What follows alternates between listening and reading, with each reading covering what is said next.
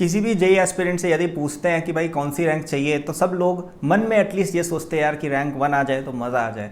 तो रैंक 1 लाने के लिए कितनी मेहनत लगती है, क्या क्या सेक्रीफाइसेस लगते हैं, इस वीडियो में आज हम ये डिस्कस करेंगे। ओके, मैं खुद जेई मेन 2017 में फुल मार्क्स के साथ रैंक 1 लाया था। 360 का तब पेपर होता था, 360 में से 360 हिस्ट्री में अब तक केवल मेरी आए हैं। तो मैं आपको अच्छे से बता सकता हूँ कि उस तरह की रैंक लाने के लिए, आईआईटी बॉम्बे सीएस पहुंचने के लिए आपको किस तरह की परफॉर्मेंस चाहिए होती है। ओके, शुरू करने से पहले यदि आपको मेरे फ्री शॉर्ट नोट्स चाहिए जो मैं खुद यूज़ करता था, तो डिस्क्रिप्शन में जो फर्स्ट लिंक है उस पर जाना, आपको वो नोट्स मिल जाएंगे, पूरी तरह से फ्री है और वो आपको बहुत ज़्यादा हेल्प करेंगे रिवीजन में। सारे सब्जेक्ट्स के, बोथ 11th 12th के, उसमें नोट्स इंक्लूडेड है। तो कुछ नहीं करना है, डिस्क्रिप्शन में फर्स्ट लिंक पर जाना है, आपको मिल जाएगा।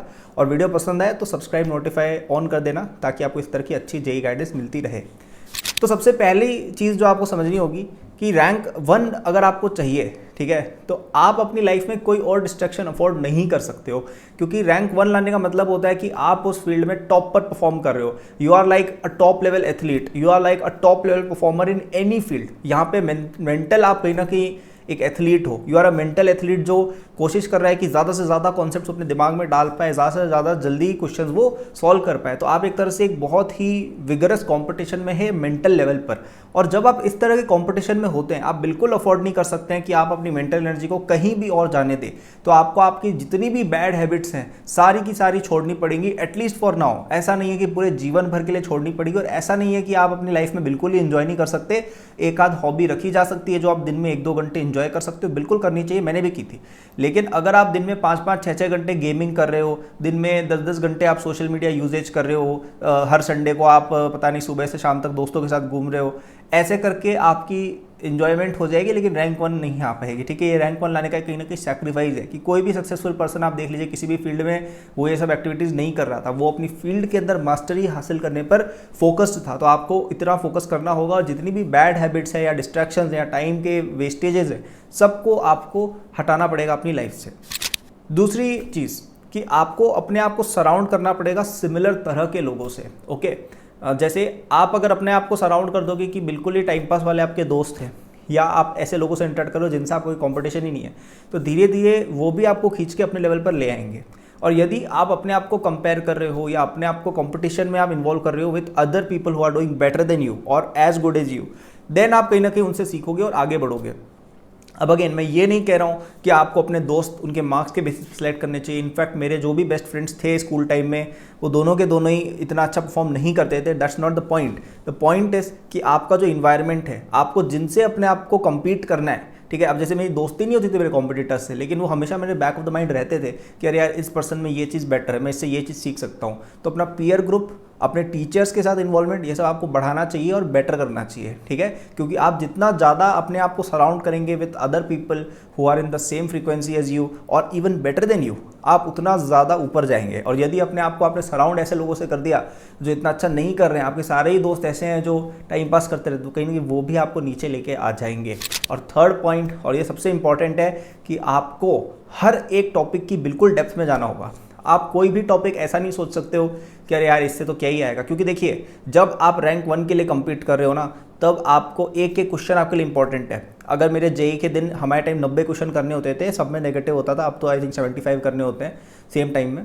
तो 90 क्वेश्चन में से एक भी क्वेश्चन अगर यार मिस हो जाता, एक भी क्वेश्चन ऐसा होता जो मैं नहीं कर पाता, तो मेरे 355 या 350 आते, और शायद लोग मुझे उतना नहीं जानते। उस समय पर काफ़ी न्यूज़ बनी थी इस चीज़ की, आपने शायद ना देखी क्योंकि आप लोग तब बच्चे थे, बट काफ़ी न्यूज़ बनी थी उस टाइम। तो अगर एक भी क्वेश्चन गलत होता तो नहीं, और रैंक 1 भी शायद ना आती, हालांकि रैंक 2 शायद 350 मार्क्स ही थे, बट स्टिल रैंक आजकल इतनी कॉम्पिटिटिव हो गई है कि एक एक क्वेश्चन से रैंक 1, रैंक 2, रैंक 10 इधर उधर हिल जाता है, ठीक है। तो आपको ध्यान देना होगा कि आप ऐसा ना करें कि कोई भी टॉपिक छोड़ दे, क्योंकि कहीं से भी क्वेश्चन आ सकता है। और कभी कभी ऐसा भी होता है कि हम जो छोड़ के जाते हैं उसी से सबसे ज़्यादा क्वेश्चन आ जाते हैं।